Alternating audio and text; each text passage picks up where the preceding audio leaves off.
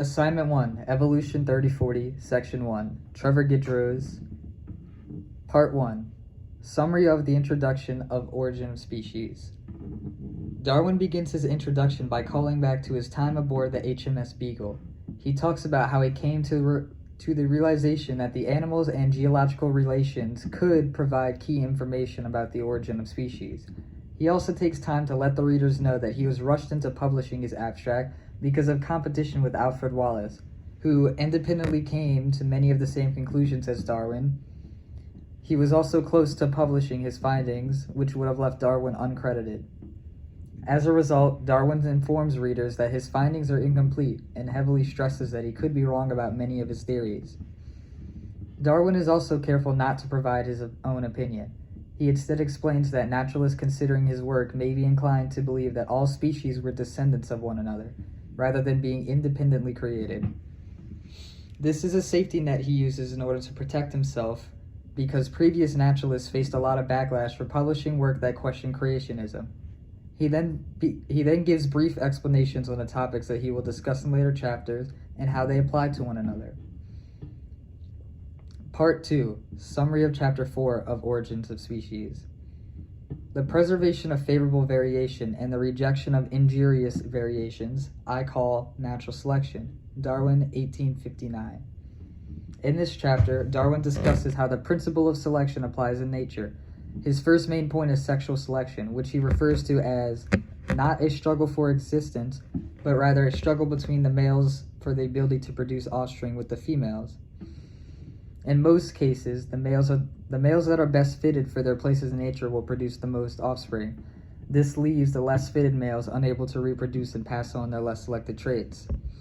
One exception to this that left Darwin curious was birds. Their sexual selection competition does not involve the males with the best survivability traits being selected, but the female birds select the males that look or sound the best based on their own standard. Sir R. Heron has described how one peacock was eminently attractive to all his hen birds. Darwin, 1859. Darwin also talks about extinction. He says that less common species often get beaten by larger population species in the evolution race. This is because the species with the highest population has the highest chance of producing favorable variations. Part 3. Scientific process made on natural selection since Darwin's time.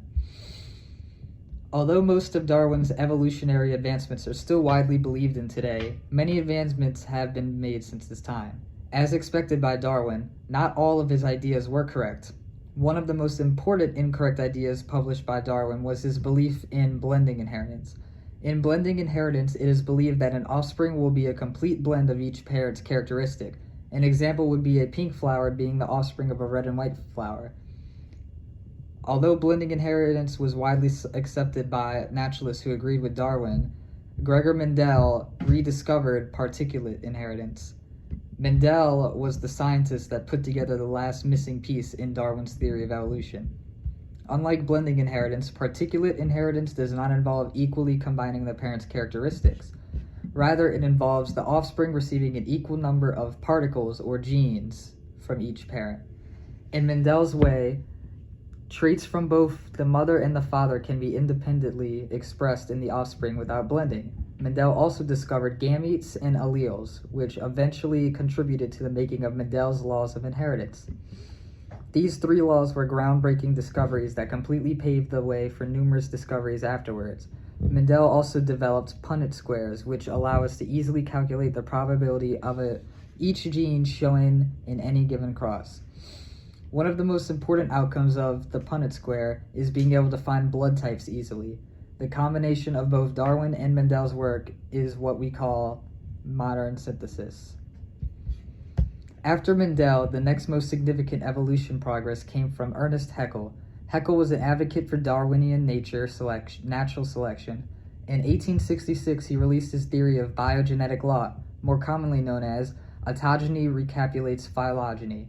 This law influenced putting more research into embryology, which was necessary in order to further our understanding on evolution. Haeckel's repopulation theory stood until the 20th century when scientists realized they could not recreate his results. In 1828, Carl Ernest von Baer proposed von Baer's laws of embryology.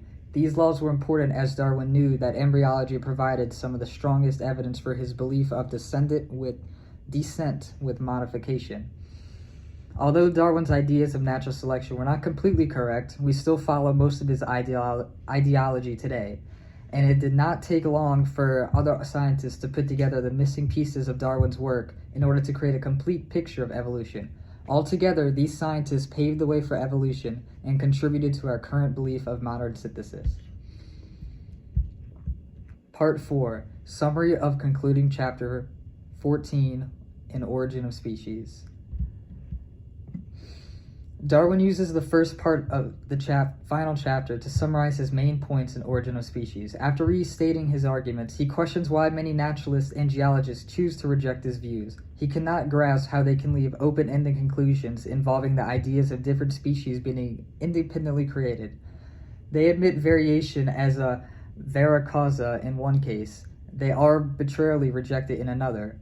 Darwin, 1859. He then goes on to accept that although he fully believes in his views, he does not expect to be able to change the minds of seasoned naturalists. Darwin also goes on to express his hopes and ideas for the future of evolutionary science. He believes living fossils are the key to learning about ancient forms of life, and that embryology is how we will discover the prototypes of each great class. He also says species closely resembling one another as embryos are the reason why he must believe descent with modification. He believes that natural selection is good for the good of all beings which are slowly progressing towards progression. Darwin concludes Origins of Species by, for the first time, using the word evolution, admitting he believes that all life forms have and are evolving. Part 5. Literature cited. 2009, Darwin and Mendel, Evolution and Genetics, Journal of Biological Education. 1859, Introduction in The Origin of Species, First Edition. 1859, Chapter 4, Natural Selection in The Origins of Species, First Edition. 1859, Chapter 14, Recapitulation and Conclusion in The Origin of Species, First Edition. 2019, Mendel and Darwin, Untangling a Persistent Enigma, Hereditary. 2019, Ernest Haeckel in the History of Biology, Current Biology. Thank you.